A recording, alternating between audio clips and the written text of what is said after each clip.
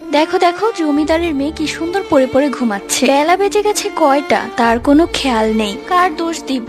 আমার ছেলেটাই তো ভালো না। এই অলক্ষীটাকে যবে থেকে ঘরে নিয়ে এসেছে তবে থেকেই সংসারে অমঙ্গল হচ্ছে। দাঁড়িয়ে থেকে কিছুক্ষণ মুচকি হেসে বড় বউ বলে, আরে মা, আপনি কেন চিৎকার করছেন? আপনার তো প্রেশার হাই হয়ে যাবে। তার চেয়ে ভালো আপনি ঘরে গিয়ে বসুন, আমি না হয় দুঘাত দিয়ে আসি। এবার আমি ঘুম থেকে এক ঝাটকায় উঠে বসলাম। আসলে তাদের কথাগুলো আমি সবকিছুই শুনেছি, কিন্তু এদের সাথে আমার কোনো কথা বলতে ইচ্ছে করছে না। ভোর 4:30 থেকে উঠে সংসারে খাটছি। সবার নাস্তা বানিয়ে স্বামীকে অফিসের জন্য টিফিন রেডি করে দিয়ে ঘরের সমস্ত কাজ শেষ করে আমি এসে বিছানায় শুয়েছি। আর অমনি যার শাশুড়ি শুরু হয়ে গেছে। বিয়ের পর থেকে তাদের কথা আমি সহ্য করে যাচ্ছি, কিন্তু যত দিন যাচ্ছে তারা ততই আমার সাথে কুকুরের থেকেও খারাপ ব্যবহার করছে। আমি কখনো প্রতিবাদ করিনি, শুধু এক কান দিয়ে ঢুকিয়ে আরেক কান দিয়ে বের করে দিয়েছি। কখনো তো তাদের কথা শুনেও না শোনার ভান করেছি, যাতে ঝগড়া না হয়।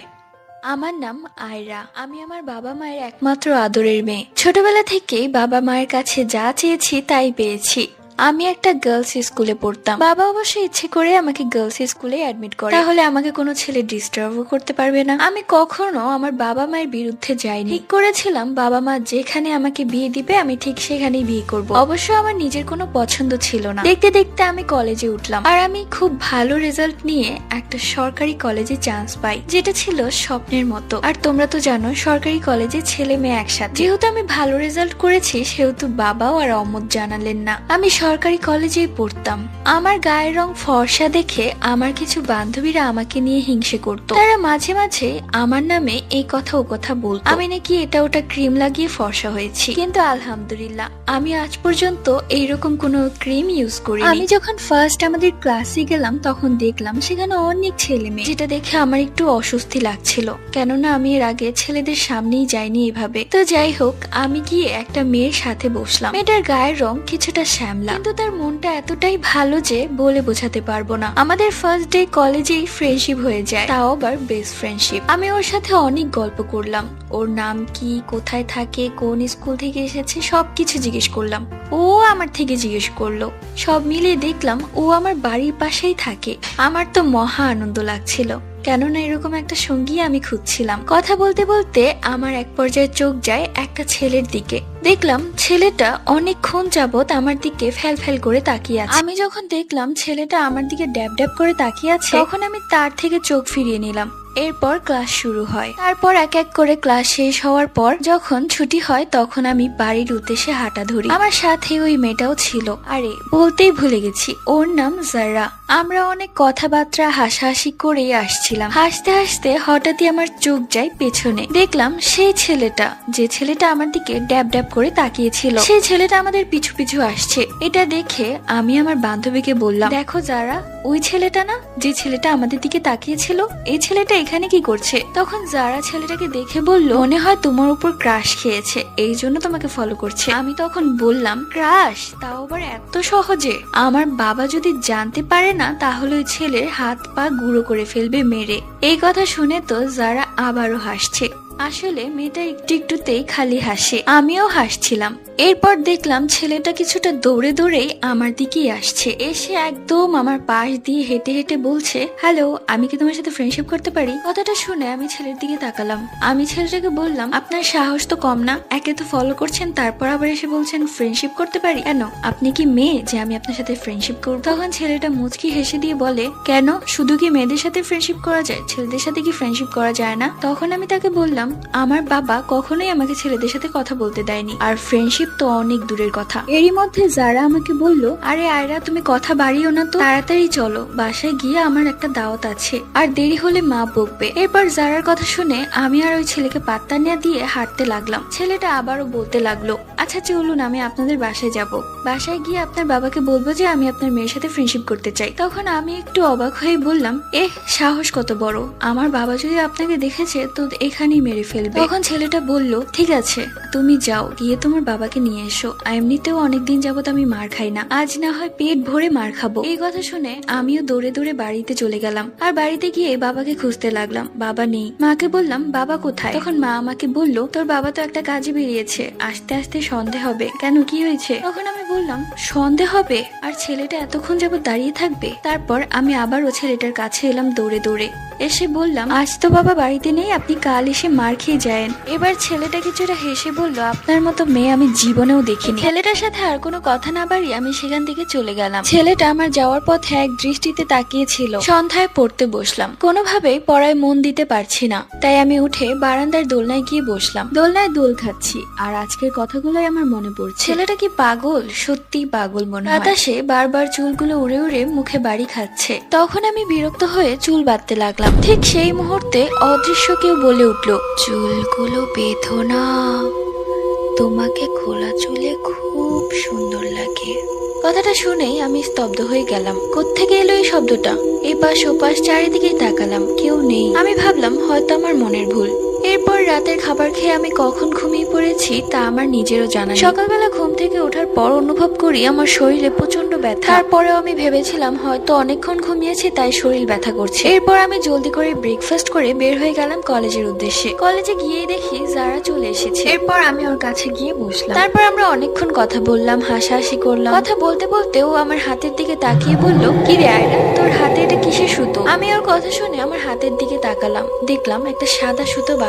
মনে মনে ভাবলাম এই সুতো আসলো কোত্থেকে? আমি তো কোনো সুতো বাঁধিনি হাতে। এরপর দেখলাম সেই ছেলেটা মাথা নিচু করে ক্লাসে ঢুকলো। আজকে আমি ছেলেটাকে কিছু কথা বলবো, কিন্তু দেখলাম ছেলেটা কেমন যেন ভয় ভয়ের চোখে আমার দিকে তাকাচ্ছে। ম্যাম যখন পড়া বোঝাচ্ছিল ঠিক তখনও ছেলেটা আমার দিকেই তাকিয়েছিল। তার চোখে এতটাই ভয় ছিল যে সে মনে হয় আজরাইল দেখে ফেলেছে। এখন তো ছেলেটাকে দেখলে আমার নিজেরই ভয় করছে। আমি আর কাউকে কিছু বললাম না। আজকে আমার কেমন যেন অস্বস্তিকর লাগছে। কলেজ ছুটি হওয়ার পর আমি আর যারা চলে যাচ্ছিলাম। আমি অবশ্য কয়েকবার পেছনে ঘুরে তাকিয়েছি ছেলেটা আমাদের পিছু পিছু আসছে কিনা সেটা দেখার জন্য, কিন্তু ছেলেটাকে একবারও দেখলাম না। এরপর যারা চলে যায় তার বাড়িতে, আর সেইটুকু পথ আমার একা যেতে হবে। তো আমি একা একাই যাচ্ছিলাম। আমি দেখলাম দূর থেকে একজন সাদা জুব্বা পরা ছেলে, কিন্তু তার শরীরের ভার স্থির। মনে হচ্ছে সে ভেসে ভেসে আমার কাছে আসছে। আমার কাছে এসে আমাকে বলল, ভালো আছো আয়রা? তার মুখে আমার নাম শুনে বেশ বিরক্ত লাগলো। এটা আবার কে? আমি তাকে বললাম, কে আপনি?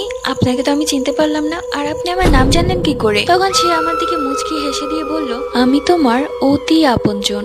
আমার বিরক্ত লাগছে তাই আমি আর তার সাথে কোনো কথা বললাম না। বাড়িতে গিয়ে হাত মুখ ধুয়ে ফ্রেশ হওয়ার সময় আমি লক্ষ্য করলাম আমার হাতের সাদা সুতোটা এবার লাল হয়ে গেছে। এটা কেমন যেন একটা সুতো। কলেজে বসে এটা ছেঁড়ার আমি অনেক ট্রাই করেছি কিন্তু পারিনি। সুতোটা কি দিয়ে তৈরি হয়েছে আমি জানি না, কিন্তু অনেক শক্ত।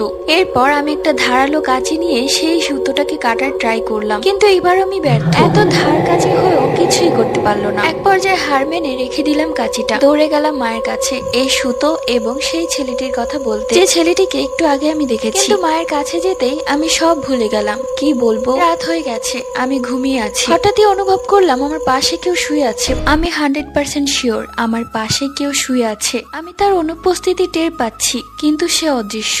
আমার রুমে আমি একাই থাকি, তাহলে সে কোত্থেকে এলো? আমি নিজের অজান্তেই বলে ফেলি, আপনি কি সেই ছেলেটা আজকে আমি যাকে দেখেছিলাম? অদৃশ্য কেউ বলে উঠল, হ্যাঁ তুমি ঠিক ধরেছো, আমি সেই ছেলেটি। আমি কিছুটা অবাক হয়ে গেলাম। রুমে কাউকে দেখছি না, কিন্তু কেউ কথা বলছে। আমি তাকে আবার জিজ্ঞেস করলাম, আচ্ছা আপনি আমার রুমের ভেতর কি করে এলেন? আর আপনাকে আমি দেখতে পাচ্ছি না কেন? সত্যি করে বলেন তো, আপনি কি ভূত? তখন সে হেসে বলে উঠল, আরে আমি একজন জিন, আমি কোনো ভূত নই। আর ভূত বলতে কিছু হয় না, আমরা জিন জাতি। কিছু কিছু আজাইরা পাবলিক আছে যারা আমাদেরকে ভূত বলে চালিয়ে দেয়, ছোট বাচ্চাদেরকে ভয় দেখায়। অবশ্য তাদেরকে আমরা একা পেলে একদম মজা বুঝিয়ে দিই। তখন আমি তাকে বললাম, ছোটবেলায় যে আমার দাদি আমাকে ভূতের গল্প শুনিয়ে ভয় দেখাতো, আপনি কি আমার দাদিকেও মজা দেখিয়েছিলেন? তখন সে বলল, যে বলো দাদি শাশুড়িকে কি কেউ ভয় দেখায়? তখন আমি বললাম, দাদি শাশুড়ি মানে? তখন সে বলল, তুমি বুঝবে না। আচ্ছা আপনি কি দুনিয়াতে আর কোনো মেয়ে পাননি? আমার পিছাই পড়তে হলো। তখন সে জিনটা বলল, জিন জাতিদের মধ্যে অনেক সুন্দরী মেয়ে আছে, কিন্তু আমার তাদেরকে পছন্দ নয়,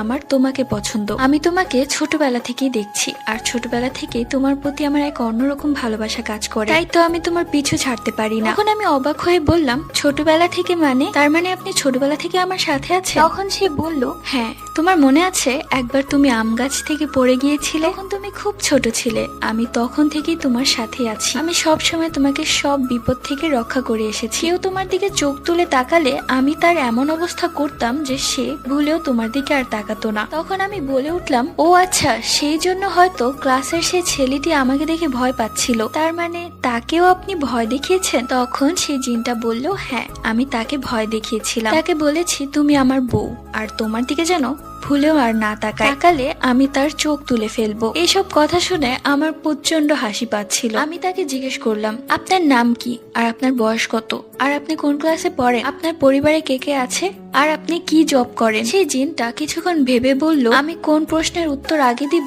সেটাই ভাবছি। তুমি যেহেতু প্রশ্ন করেছো সেহেতু উত্তর তো দিতেই হবে। আমার নাম সারফরাজ। বলতে পারো আমার কোনো পড়ালেখা নেই, কিন্তু আমি সব পারি। আমার পরিবারে আমার মা, বাবা এবং আমার ছোট্ট বোন আছে। ও বলতেই ভুলে গেছি, আমিও আছি, আর আমি কোনো জবও করি না। এই কথা শুনে আমি বলে উঠলাম, কি আপনি কোনো জব করেন না? তাহলে আমার বাবা আপনার কাছে কখনোই বিয়ে দিবে না। আপনি বরঞ্চ দুবারই এগিয়ে দেখেন কোনো ভালো মেয়ে পান কিনা। তখন সেই জিনটা মন খারাপ করে বলল, বলো, আমার পরিবার সবচেয়ে ধনী, আমি আমার বাবা মায়ের একমাত্র ছেলে। জিনদের বংশের মধ্যে আমাদের বংশ অনেক উচ্চমানের। তখন আমি বললাম, ওইসব তো আমার বাবা দেখবে না। আমার বাবা দেখবে যে ছেলে কি কাজ করে, বিয়ের পর আমাকে খাওয়াতে পারবে তো, আর আমার শখ পূরণ করবে কিভাবে। তখন সেই জিনটা বলল, তোমার যা যা শখ আছে এক্ষুনি বলো, আমি এক্ষুনি পূরণ করে দিই। আমিও ভাবলাম এই সুযোগটা কাজে লাগানো যাক।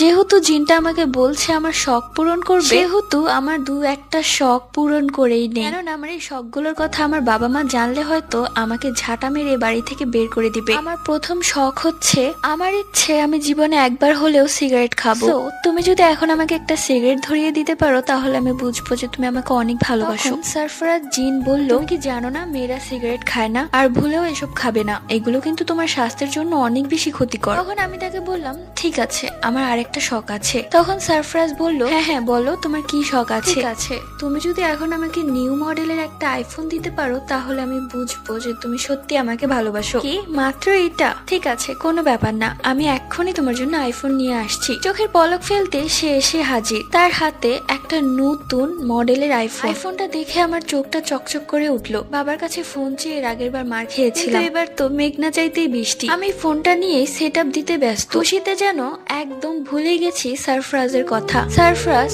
আমার জন্য অনেকক্ষণ দাঁড়িয়ে থেকে এরপর গায়েব হয়ে যায়। আমারও আর ওর কথা মনে নেই। ফোনটা নিয়েই আমি সর্বপ্রথম ফেসবুক অন করলাম। বান্ধবীর থেকে শিখেছিলাম কিভাবে ফেসবুক অন করতে হয়। চট করে একটা ফেসবুক আইডি খুলে ফেললাম, নাম দিলাম আকাশের তারা। সাথে সাথে একটা ছেলে আমাকে ফ্রেন্ড রিকোয়েস্ট পাঠায়। আমি তো কোনো কিছু না ভেবেই সেই ছেলেটাকে অ্যাকসেপ্ট করে ফেলি। সাথে সাথে ছেলেটা আমাকে মেসেজ করে, তোমার নাম কি, তোমার বয়স কত, কোন ক্লাসে পড়ো, পরিবারে কে কে আছে, এইসব কথা। তাকে এক এক করে সব উত্তর দিয়ে যাচ্ছিলাম। আমার বেশ ভালোই লাগছিল ছেলেটার সাথে কথা বলতে। আমি ছেলের প্রোফাইল ঘুরে দেখলাম ছেলেটা আসলেই খুব সুন্দর। সাথে সাথে ছেলেটা আমাকে ফোন দেয়। এরপর তো ছেলেটা আমার কণ্ঠ শুনেই পাগল হয়ে গেছে। তোমার গলার ভয়েসটা এতটাই সুন্দর যে আমার কানে বাজছে। সত্যি বলছি, এত সুন্দর ভয়েস আমি কখনো শুনিনি। আচ্ছা, আমরা কি রিলেশনে যেতে পারি? আমার অবশ্য ভালোই লাগছিল, মজা করছিলাম খুব, তাই আমিও হ্যাঁ বলে ফেলি। এরপর তো ছেলেটা আমাকে প্রায় ফোন দিত, মেসেজ দিত। আমি আমার ফোনটা সবসময় লুকিয়ে রাখতাম আর সাইলেন্ট করে রাখতাম যাতে কেউ না বুঝতে পারে। যদি বাবার কানে গিয়েছে তো আমাকে মেরেই ফেলবে। এমনি দিন চলতে লাগলো।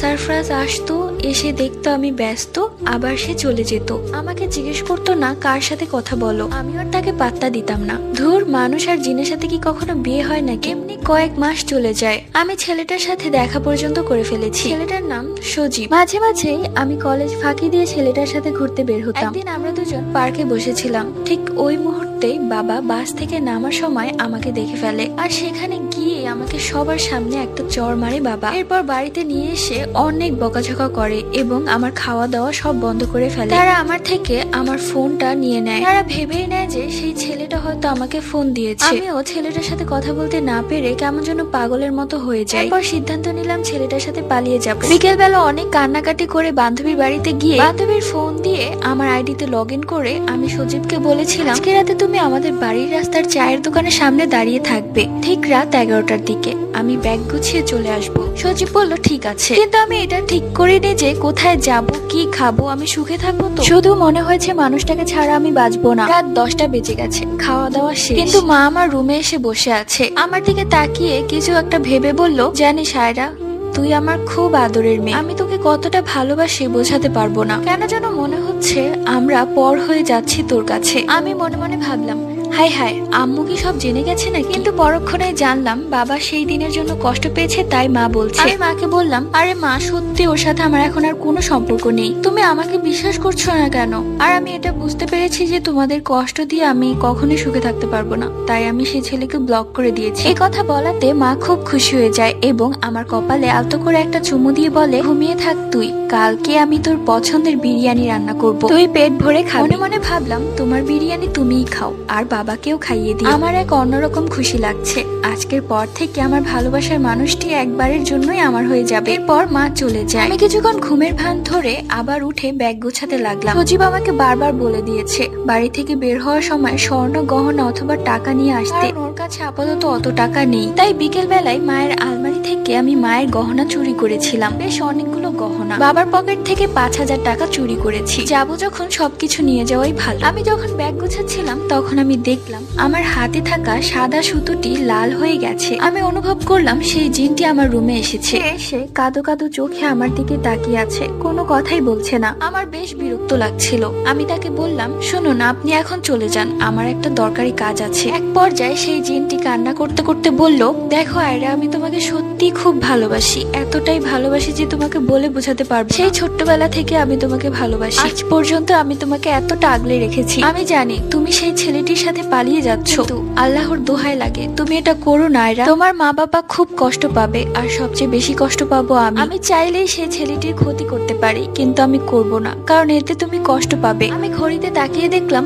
11টা বাজতে 5 মিনিট বাকি। এই জিনটার কান্না আমার কাছে খুব বিরক্ত লাগছে। আমি তাকে পাত্তা না দিয়ে ব্যাগ গোছানো শেষ হলে সেই ব্যাগটা নিয়ে আস্তে করে বের হতে লাগলাম। তখন সে পেছন থেকে বলে উঠলো, আয়রা, তুমি যেও না, তুমি সুখে থাকতে পারবে না, তখন তুমি অনেক আফসোস করবে। আমি তোমাকে বলে দিচ্ছি, আমি আর কখনো তোমার সামনে আসবো না, দূর থেকে তোমাকে ভালোবাসবো। যে ছেলেটির সাথে পালিয়ে যাচ্ছ সে মোটেও তোমার উপযোগী নয়, সে তোমাকে ঠকাবে। আমি বেশ বিরক্ত হয়ে বললাম, বলেও আমার আর সজীবের ক্ষতি করার চেষ্টা করবে না। যদি করার চেষ্টা করো তাহলে আমি এক ওঝাকে চিনি, তার কাছে গিয়ে তোমাকে বোতল বন্দি করবো। এরপর জিনটি আর কিছু না বলে চলে যায়। সকাল 10টার দিকে আয়রার মা আয়রার ঘরে এসে দেখে দরজা খোলা, তাই দরজা খুলে আয়রার মা ঘরে ঢুকে দেখে আয়রা কোথাও নেই। ওয়াশরুম চেক করেছে, ওয়াশরুমেও নেই। তাহলে সকালবেলা মেয়েটা কোথায় গেল? আয়রার মায়ের বুকটা কেমন ধরপড় করছে, কালকে থেকেই তার বা চোখটা অনেক বেশি লাফাচ্ছিল। তাহলে কি আয়রা কোনো দুর্ঘটনা ঘটিয়ে ফেলেছে?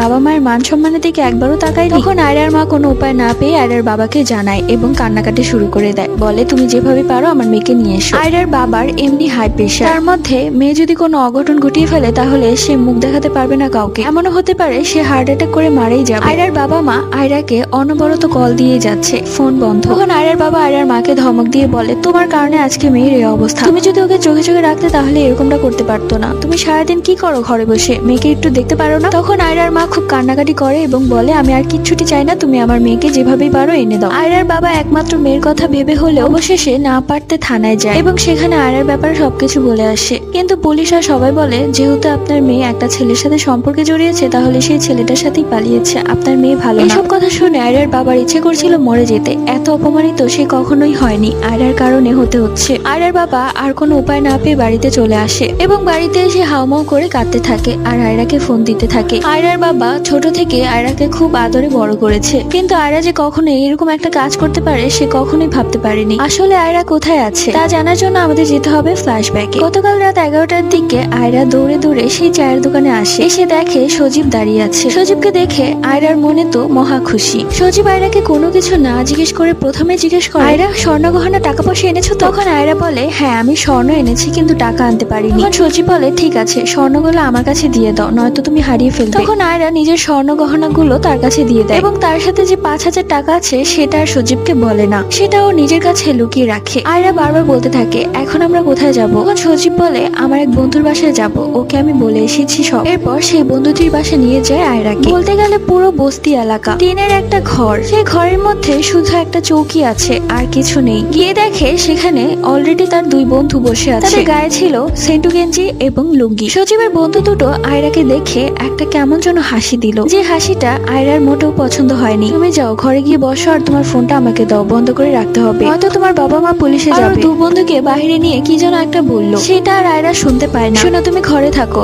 আমি এই গহনাগুলো বিক্রি করতে যাচ্ছি, আমার বন্ধুরা আছে, কোনো দরকার লাগলে ওদের। সজীব গেল স্বর্ণ বিক্রি করতে আর রেখে গেল তার দুই বন্ধুকে আয়রার কাছে। আয়রা তার বন্ধুদেরকে চেনে না, তাদের চেহারাটা কেমন যেন অদ্ভুত টাইপের। আয়রাকে দেখলে মুচকি হাসে। আয়রা মনে মনে ভয় পেতে থাকে আর সজীবকে বলতে থাকে সজীব তুমি তাড়াতাড়ি চলে এসো, এই ছেলেটার কোনো আক্কেল জ্ঞান নেই, দুইটা বন্ধুকে আমার কাছে রেখে গেছে, তারা যদি আমার সাথে খারাপ কিছু করার চেষ্টা করে। ভাবতে ভাবতে ওই পাশ থেকে দরজা খুলে তার দুই বন্ধু রুমের ভেতর চলে আসে। এটা দেখে আয়রা খুব ভয় পেতে থাকে। সজীবের দুই বন্ধু একটা শয়তানি হাসি দিয়ে আয়রার দিকে তাকিয়ে বলল কি ব্যাপার ভাবি, ভয় লাগছে নাকি? আমাদের কি ভয় পান নাকি? বাইরে খুব ভয় করছে আমাদের, তাই ভাবলাম আপনি যেহেতু একা আছেন তাই আপনার সাথে একটু গল্প করা যায়। অমনি আরেক বন্ধু বলেই উঠলো সজীবের কপাল খুব ভালো, আপনার মতো এত সুন্দর মেয়েকে পেয়েছে। তখন এই বন্ধু চিমটি কেটে বলল চুপ কর, সবকে এখনই বলে ফেলবি নাকি? একটু সবুর কর, সবুরের ফল মিষ্টি হয়। এই কথা শুনে তো আয়রা আরো বেশি ভয় পাচ্ছে। আস্তে আস্তে তাদের কথায় আয়রা বুঝতে পারলো তার দুই বন্ধু নিয়ত খারাপ। তারা আয়রার সাথে ইনিয়ে বিনিয়ে কথা বলতে বলতে কেমন যেন কথা বলছে। অন্যদিকে আয়রা শুধু দোয়া করছে সজীব যেন তাড়াতাড়ি ফেরে। দুই বন্ধু কথা বলতে বলতে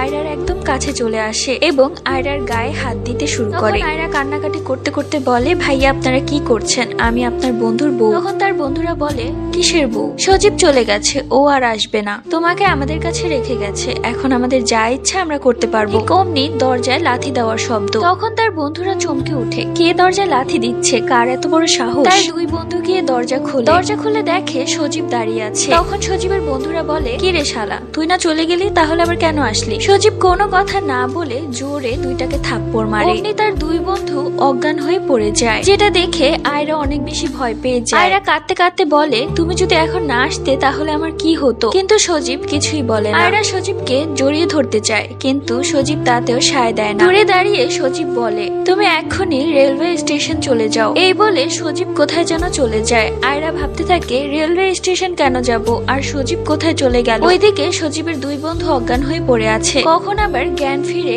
আয়রার উপর অ্যাটাক করবে। এই ভয়ে আয়রা সেখান থেকে দ্রুত পালিয়ে রেলওয়ে স্টেশন চলে আসে। আয়রা রেলওয়ে স্টেশন গিয়ে দেখে সজীব মাত্রই ট্রেনে উঠবে। ওই মুহূর্তে আয়রা গিয়ে সজীবের হাত ধরে ফেলে এবং সেও তার সাথে ট্রেনে উঠে যায়। আয়রাকে এখানে দেখে সজীব বেশ অবাক হয় এবং বলে কি ব্যাপার, তুমি কিভাবে জানলে আমি এখানে আছি? আয়রা কোনো কিছু না বলে জড়িয়ে ধরে সজীবকে আর কাঁদতে থাকে। সজীব বুঝতে পারে না আয়রা এদিকে কি করে এলো, আর সজীব তো স্বর্ণ গহনা নিয়ে পালিয়ে যাচ্ছিল। আয়রা এসে আরো একটা ঝামেলা বাড়িয়ে দিল। আজকে তুমি আমাকে বাঁচাতে না আসলে আমার যে কি অবস্থা হতো, তুমি কেন ওদের কাছে আমাকে রেখে গেলে, আর একটু আগে কোথায় গায়েব হয়ে গিয়েছিলে? সজীব কিছুই বুঝতে পারে না আয়রা এসব কি কথা বলছে। সজীব মনে মনে ভাবতে থাকে আয়রা হয়তো ওর বন্ধুদের থেকে পালিয়ে এসেছে। শালারা একটা কাজেরও না, একটা কাজ দিলাম তাও পারলো না। সজীব ভাবতে থাকে এই মুসিবতকে কিভাবে ঘাট থেকে নামানো যায়। এখন আয়রা তার জন্য মুসিবত। সজীবকে অনেক কথাই বলতে থাকে, আমরা এখন কোথায় যাব, আর তুমি আমাকে বিয়ে করবে কবে? চলো আমরা এখনই বিয়ে করে ফেলি। এইসব কথা শুনে সজীবের বেশ বিরক্ত লাগছে। এত কষ্ট করে এর হাত থেকে ছাড়া পেয়েছিলাম, কিন্তু এই পাগলটা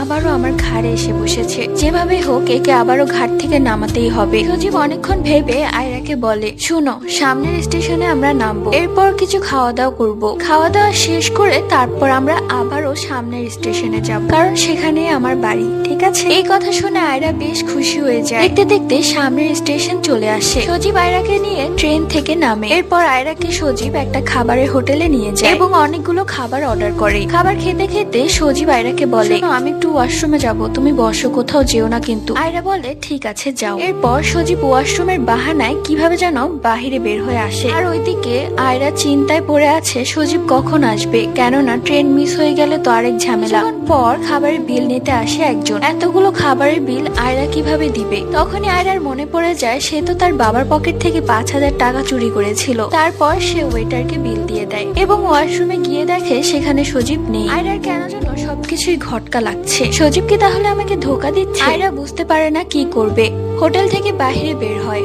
এই দিক ওই দিক সব দিকে তাকায়, কিন্তু সজীব কোথাও নেই। ঠিক কোথা থেকে যেন একজন পুলিশ চলে আসে সেখানে। আয়রাকে চিন্তিত দেখে বলে, কি ব্যাপার, আপনি কি কাউকে খুঁজছেন? জি, আমি আমার স্বামীকে খুঁজছি। চমৎকার ভাবে সেই পুলিশটা সজীবের কোনো তথ্য না নিয়ে বলে, আপনার স্বামীকে আমি এইমাত্র ট্রেনের দিকে যেতে দেখেছি। আয়রা, আপনি চিন্তা করবেন না, আমি সবসময় আপনার সাথেই থাকবো। সময় নষ্ট করবেন না, এক্ষুনি যান, কেননা একটু পরে ট্রেন ছেড়ে দিবে। এই কথা শুনে আয়রা আর কোনো দিকে না তাকিয়ে সোজা ট্রেনের দিকে দৌড় দেয়। প্রথম বগিতে উঠতেই দেখে সজীব সেখানে বসে আছে, আর আয়রার বাসা থেকে আনা স্বর্ণ ভর্তি ব্যাগটা ভাবে জাপটে ধরে আছে যেন ওর স্বর্ণ। আয়রা বুঝতে পারে সজীব আসলে তাকে ঠকাচ্ছে। আয়রাকে দেখে সজীব চমকে ওঠে আর বলে, আরে তুমি এখানে কি করে এলে? আয়রা এবার রাগান্বিত কণ্ঠে বলে, তুমি যদি আমাকে তোমার বাড়িতে নিয়ে না যাও তাহলে আমি পুলিশের কাছে যাব। সজীব ভয় পেয়ে যায়। ছোট থেকে সজীব পুলিশকে ভয় পায়। সজীব মনে মনে বলতে থাকে, ই আল্লাহ, কোন মুসিবত ঘাড়ে এসে পড়লো। তখন সজীব ইনিয়ে বিনিয়ে বলে, আরে কি যে বলছো,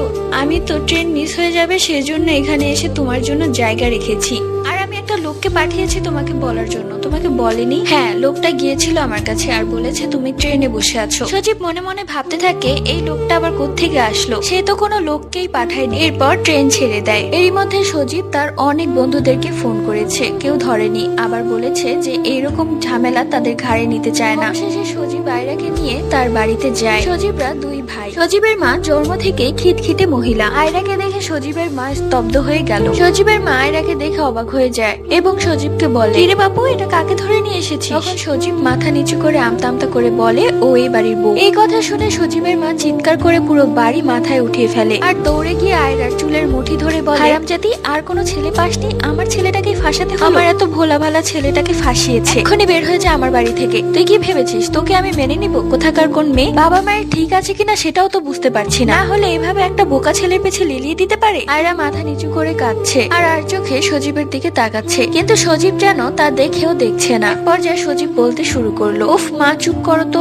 আমার কথা শোনো। আমি এখন পর্যন্ত ওকে বিয়ে করিনি, আর ওর বাবা অনেক বড় লোক, তাই ওকে জাতা ফ্যামিলি ভেবো। তখন সজীবের মা অনেক বেশি খুশি হয়ে যায় আর বলে, কি বলছিস, এখনো বিয়ে করিসনি? ভালো করেছিস। যেহেতু ওর বাবা মা বড় লোক, সেহেতু একটা দেনা পাওনার ব্যাপারও তো আছে। তুই এক্ষুনি ওর বাবাকে ফোন দে আর বল আমাদের বাড়িতে আসতে। আমি এক্ষুনি লিস্ট করছি কি কি লাগবে। তখন সজীবের বড় ভাইয়ের বউ বলে, মা আপনি কি যে বলেন না, ওর গা দেখেই তো মনে হচ্ছে কোনো বস্তি বাড়ির মেয়ে। তখন সজীবের মা চোখ গরম করে বড় বউয়ের দিকে তাকায় আর চোখের ইশারায় চুপ থাকতে বলে। এদিকে আয়রা ভাবছে কিভাবে কোন মুখ নিয়ে সে তার বাবাকে ফোন দিবে। তার বাবাকে যদি এখন সে ফোন দেয়, হয়তো তার বাবা তাকে মেরেই ফেলবে। সবার কথার মাঝে সজীব বলে, অনেক দূর থেকে আর অনেক জার্নি করে এসেছি, আমাকে একটু রেস্ট নিতে দাও। সজীবের মা আয়রাকে বলে, যেহেতু তোমাদের বিয়ে হয়নি সেহেতু তুমি আমার ছেলের সাথে এখন থাকতে পারবে না। তুমি রান্নাঘরে ঘুমাবে যতক্ষণ পর্যন্ত না বিয়ে হয় আর তোমার বাবা যৌতুক না দেয়। আয়রা কি করবে ভেবে পাচ্ছে না। তার বড্ড ক্ষুধা পেয়েছে। সজীব একটা বার তাকে খাবারের কথা বললো না, একা একা নিজের রুমে চলে গেল। আমার দিকে একবার তাকালো না। এই ফ্যামিলিতে আমি নতুন, তার মধ্যে ওর মা আর ভাবির যে ব্যবহার, এখানে মানিয়ে নেওয়া খুব কষ্টকর। আয়রা রান্নাঘরের দেয়ালের পাশে হেলান দিয়ে বসে পড়ে, কেননা সে অনেক বেশি ক্লান্ত। তখনই সজীবের মা আয়রার কাছে এসে এক ধমক দিয়ে বলে, এই ছোট লোকের বাচ্চা, তুই এখানে বসছিস কেন? তোর শরীরে এত নোংরা, এ নিয়ে আমার ঘরের মধ্যে বসছিস? ছাদে একটা বাথরুম আছে, সেখানে গিয়ে গোসল করে আয়, তারপর রান্নাঘরের কাজ করবি। আয়রা ছাদে গিয়ে দেখে একটা বাথরুম আছে। বাথরুমটা খুব নোংরা আর ছাদের মধ্যে 3টা ব্যাচেলার ছিল। দেখে মনে হচ্ছে তারাই এই বাথরুমটা ইউজ করে।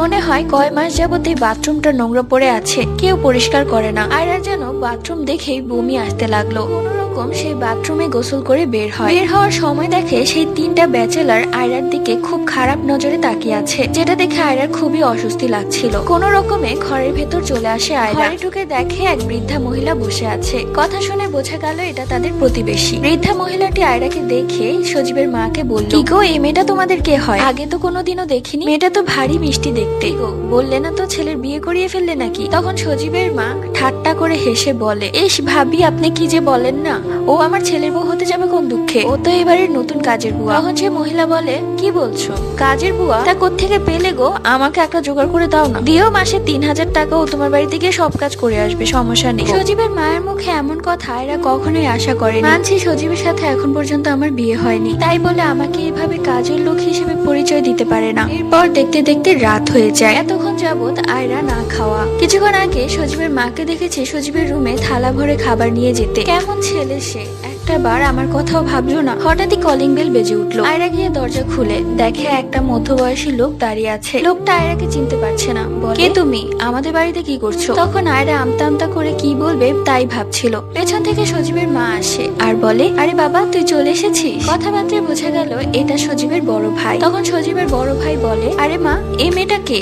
এর আগে তো কখনো এই বাড়িতে দেখিনি। তখন সজীবের মা বলে, তোর ভাই আহাম্মকটা কোনো কাজ তো করেই না, উল্টো আরেকটা মেয়েকে ভাগিয়ে নিয়ে এসেছে। এমনিতে দেনায় ডুবে আছি, তার মধ্যে এটাকে আবার খাওয়াতে হবে। সজীবের ভাই বলে, কি বলছো? ওকে এক্ষুনি ওর বাড়িতে পাঠিয়ে দাও। তুমি জানো মা, পুলিশ কেস হলে আমরা সবাই ফেসে যাব। এই কথা বলতে বলতে সজীবের বড় ভাই একবার আর চোখে আয়রাকে উপর থেকে নিচ পর্যন্ত দেখে নিল। পর সবাই খাওয়া দাওয়া করলো। খাবার শেষে সবাই সবার রুমে চলে গেল। আয়রাকে কেউ একবার খাবার দিল না। অন্যদিকে আয়রা ক্ষুধায় মরে যাচ্ছে। রুমে লাইট অফ। আয়রা রান্নাঘরের মেঝেতে শুয়ে আছে, কোনো বালিশ নেই। মাথায় প্রচন্ড ব্যথা করছে, শরীরটাও প্রচন্ড ব্যথা করছে, কেননা সে এর আগে কখনো এতক্ষণ মেঝেতে বসে থাকেনি। আয়রা মনে মনে ভাবতে লাগলো, আজকে আমার মায়ের কথা খুব মনে পড়ছে। মায়ের শেষ কথাটুকু বলেছিল, কাল আমি তোর পছন্দের বিরিয়ানি রান্না করব। ইস আমার কি কপাল, বিরিয়ানি তো দূরের কথা, আমার কপালে একটু পানিও জুটছে না। এই বলে আয়রা কাঁদতে লাগলো। না, এই বাড়িতে আর থাকা যাবে না। আমি যেমনটা ভেবেছিলাম এই বাড়ির লোক তেমনটা না। আর আমি যাকে আগলে ধরে বাঁচবো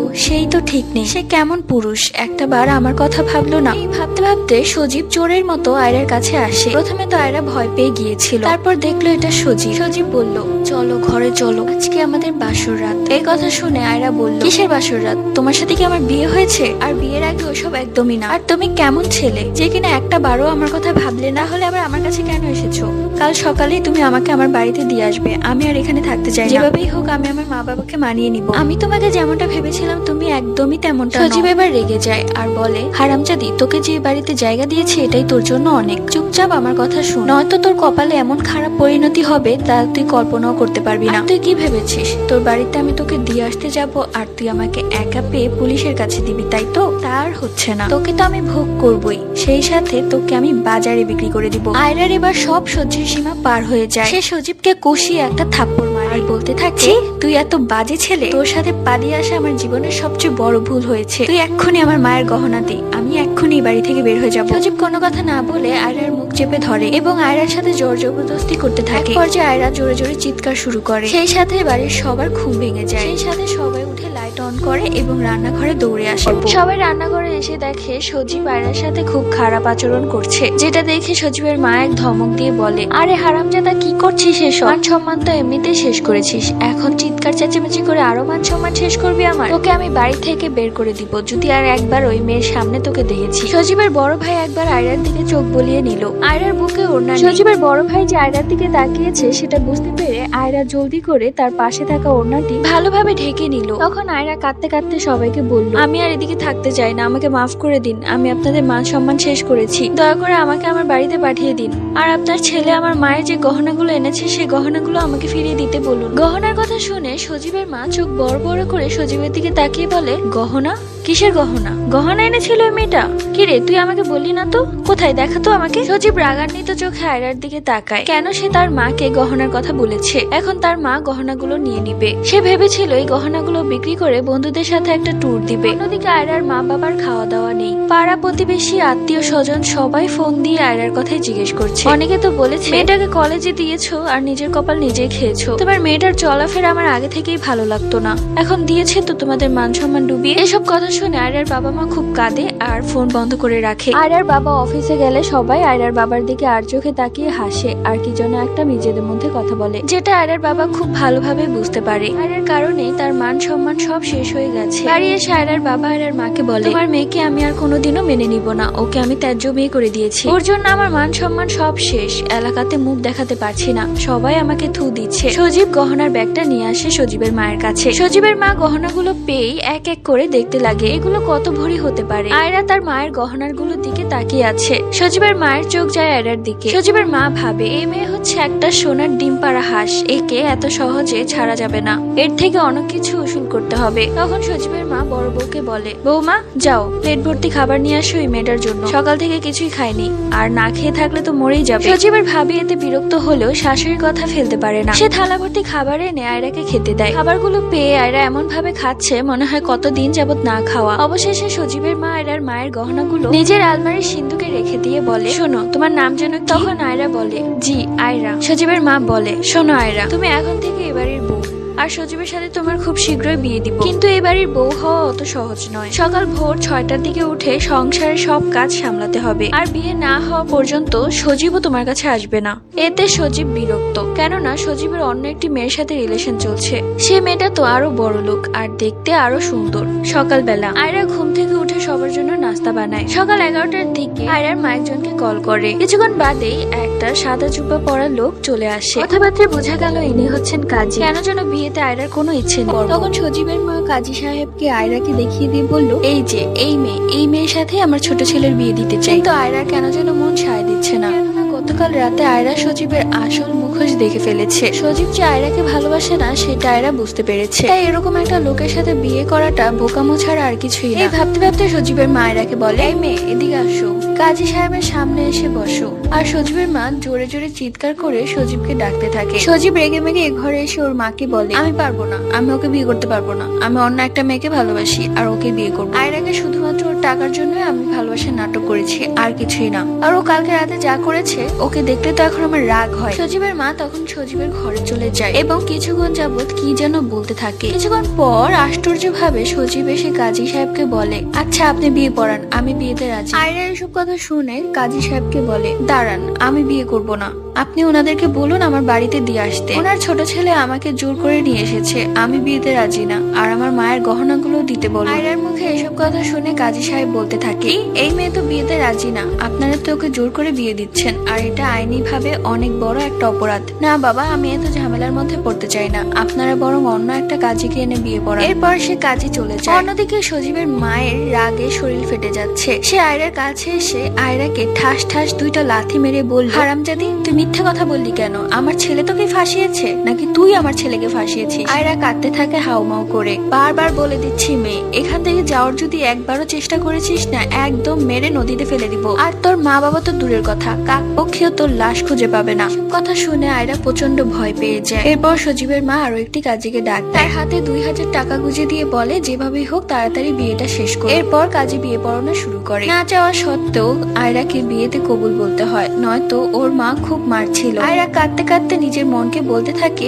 আয়রা এই তুই কি করলি? তোর জীবনের সবচেয়ে বড় ভুলটা তুই করেছিস আজকে। প্রথমে তুই তোর বাবা মাকে কষ্ট দিয়েছিস, এরপর তুই নিজের জীবনটা শেষ করে দিয়েছিস। রাত হয়ে যায়। সজীবের ভাবি আয়রাকে জোর করে নিয়ে সজীবের ঘরের বিছানার উপর বসিয়ে দিয়ে আসে। আয়রা প্রচন্ড কান্না করছিল। তখন সজীবের বড় ভাইয়ের বউ বলে, পালিয়ে আসার সময় এত কান্না ছিল না? এখন বিয়ে হয়েছে, এখন তো খুশিতে টকবক করার কথা, এখন কান্না করছিস? তুই এ বাড়িতে এসে সবচেয়ে বড় ভুল করেছিস, এখন দেখবি আস্তে আস্তে তোর সাথে কি হয়। এই বলে তিনি চলে গেলেন। এইসব কথা শুনে আয়রার বুকটা ফেটে যাচ্ছে। সজীব ঘরে এসে লাইট অফ করে আয়রার সাথে খুব জোর জবরদস্তি করে। আয়রা খুব কান্না করে চিৎকার করে করে, কিন্তু কেউ তা শুনছিল না। সকাল ভোর 6টার দিকে আয়রার ঘরে টোকা। শরীরে প্রচন্ড ব্যথা নিয়ে আয়রা গিয়ে দরজা খুলে। রাত ভর ঘুমায়নি, চোখটা ফুলে গেছে কাঁদতে কাঁদতে। দরজা খুলে দেখে সজীবের ভাবি দাঁড়িয়ে আছে আর বলছে, কি গো মহারানী, এত বেলা করে ঘুমালে কি হবে? সংসারে সব কাজ পড়ে আছে, এসব তুই না করলে কে করবে? তাড়াতাড়ি গোসল করে রান্নাঘরে যায়। আয়রা রান্নাঘরে গিয়ে দেখে তার শাশুড়ি দাঁড়িয়ে আছে, সাথে দাঁড়িয়ে আছে সজীবের বড় ভাইয়ের বউ। আয়রাকে দেখে সজীবের ভাবি বলে, আরে মা বলবেন না,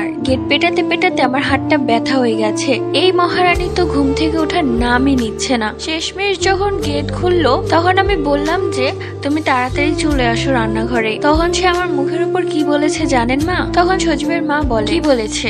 আমি এ বাড়িতে নতুন, আমি কিছু করতে পারবো না, আস্তে আস্তে সব করব। এই কথা শুনে তো আয়রা যেন আকাশ থেকে পড়লো। এই কথা আয়রা কখন বলেছে সে নিজেও জানে না। সজীবের ভাবি বানিয়ে বানিয়ে মিথ্যে কথা বলছে আয়রার নামে। সজীবের মা সজীবের ভাবির কথা শুনে আয়রার দিকে চোখ গরম করে তাকিয়ে বলল, এই হারামজাদি, তোকে কি এই বাড়িতে রেখেছি বসে বসে খাওয়ার জন্য? তোর সাহস তো কম না, এখন কাজ করবি না পরে করবি, তোকে আজকে আমি মজা দেখাবো। এই বলে চুলাতে গরম খুন্তিটা দিয়ে আয়রাকে টান দিয়ে সামনে এনে আয়রার পিঠে গরম খুন্তি লাগিয়ে দেয় আর আয়রা চিৎকার করে মাগো বলে ডেকে ওঠে। আস্তে আস্তে নতুন নতুন অত্যাচার আয়রার উপর চলতে থাকে। সজীবের ভাবি নতুন নতুন বাহানা খোঁজে আয়রাকে মার খাওয়ানোর জন্য। আয়রার কান্না করতে করতে যেন চোখ দিয়ে রক্ত বের হয়ে যায়, তবুও সজীব তার দিকে ফিরেও তাকায় না। রাত হলে সজীব বাড়ি এসে তার চাহিদা মেটায়। আয়রার শরীরে ছোপ ছোপ দাগ, সবগুলোই ছিল মারের দাগ। যে জায়গায় মারতো সেই জায়গায় রক্ত জমে নীল হয়ে গেছে। এমনি কিছুদিন কেটে যায়।